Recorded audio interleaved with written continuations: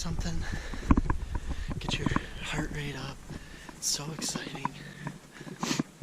Put in a lot of work.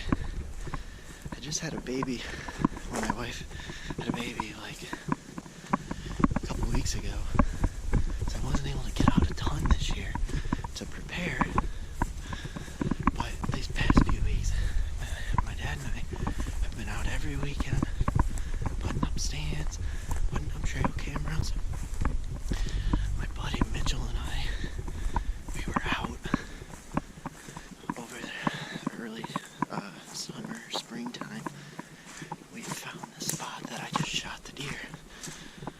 We found that spot out in the woods and said, hey, this would be a good spot to put a stand. Looks like there's lots of trails that come through here.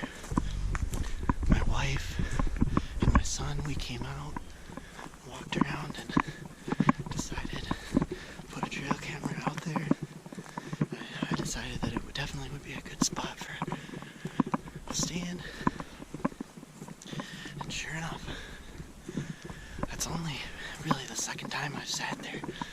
I've sat there a few different times, but one time I was walking out and saw some other deer on the field and tried to make a move on them, and I ended up never even really got close to them, but it took up most of my hunt, so I didn't even get to be in the stand for more than like 45 minutes. And then the next time I went there, my dad saw some deer on the field and tried to get me to move, which I agreed to.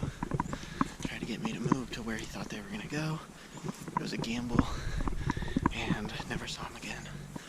So I, once again, only sat in the stand for like a half hour.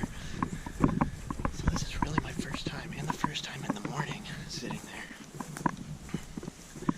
But it just shows that you don't have to shoot a trophy buck in order to have fun hunting.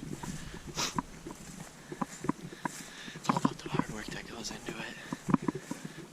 All the preparation. It's just a lot of fun.